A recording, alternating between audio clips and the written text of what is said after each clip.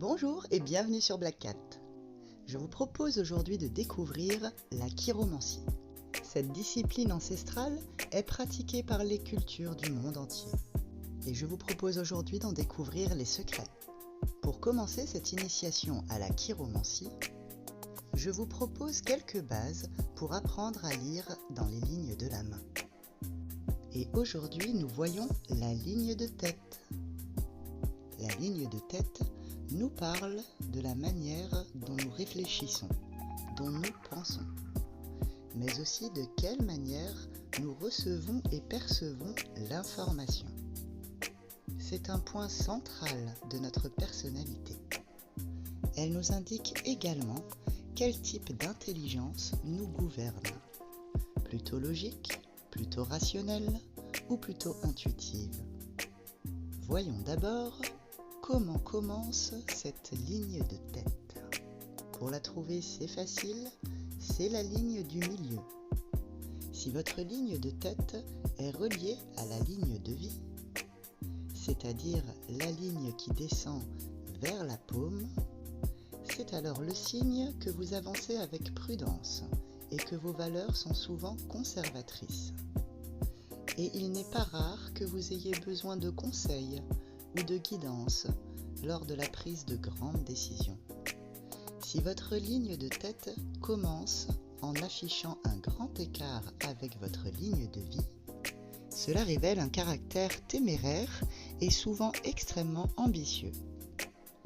Personne aux aspirations élevées, très ouvertes, avec des idées souvent anticonformistes.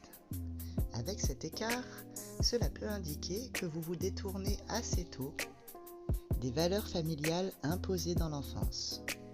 Si votre ligne de tête présente un petit écart avec votre ligne de vie, mais qu'elle est reliée par des petits traits de liaison, c'est le signe d'une tendance à vouloir s'affranchir du carcan des traditions, tout en ayant un fort besoin d'être rassuré. Voyons maintenant la longueur de la ligne de tête.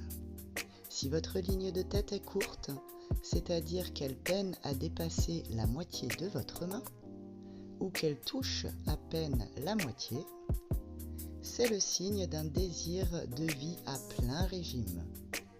Ces profils n'ont pas le temps pour la réflexion ou l'introspection profonde. Surtout si cette ligne est bien nette, sans île ni cassure.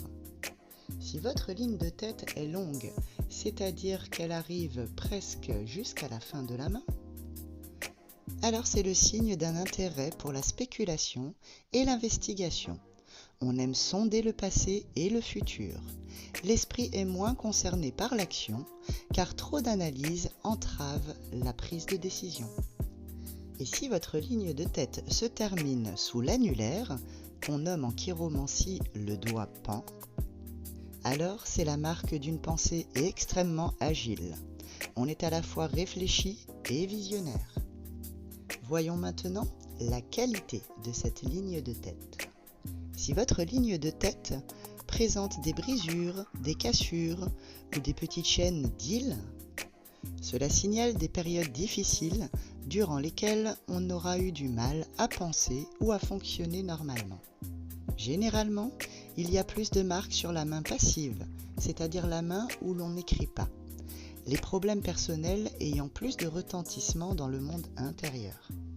Dans une prochaine vidéo, je vous expliquerai comment dater ces périodes difficiles ou tout autre événement sur vos lignes de main.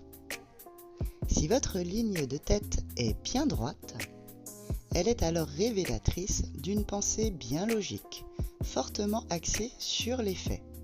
On utilise souvent les statistiques ou les informations fiables pour convaincre son audience. Si votre ligne de tête est bien courbée et qu'elle s'incline vers le bas, c'est alors le signe que vos expériences personnelles et que la richesse de votre grande imagination fertile nourrissent votre mental.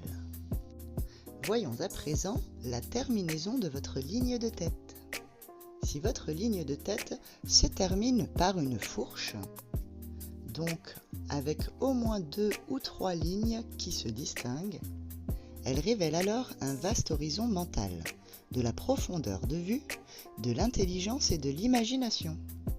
Quand la fourche est grande et se termine par 2 traits, c'est que la personnalité a souvent 2 facettes, une très logique et l'autre beaucoup plus subjective. Si la fin de votre ligne de tête pointe vers le haut, c'est alors le signe d'un optimisme à toute épreuve. Ce rebond indique une forte capacité à saisir la chance au vol et à en profiter pleinement. Et enfin, si votre ligne de tête se termine par une île ou un îlot, c'est souvent le signe que vos idées peuvent être nébuleuses. Sur la main passive, cela peut être également le signe qu'on a voulu vous conditionner dans l'enfance. Bien sûr, on peut évidemment cumuler plusieurs des qualités sur chacun de ces aspects. Je vous invite à bien scruter vos mains, car elles sont très riches d'informations. Et nous rentrerons dans plus de détails dans une prochaine vidéo. À bientôt sur Black Cat.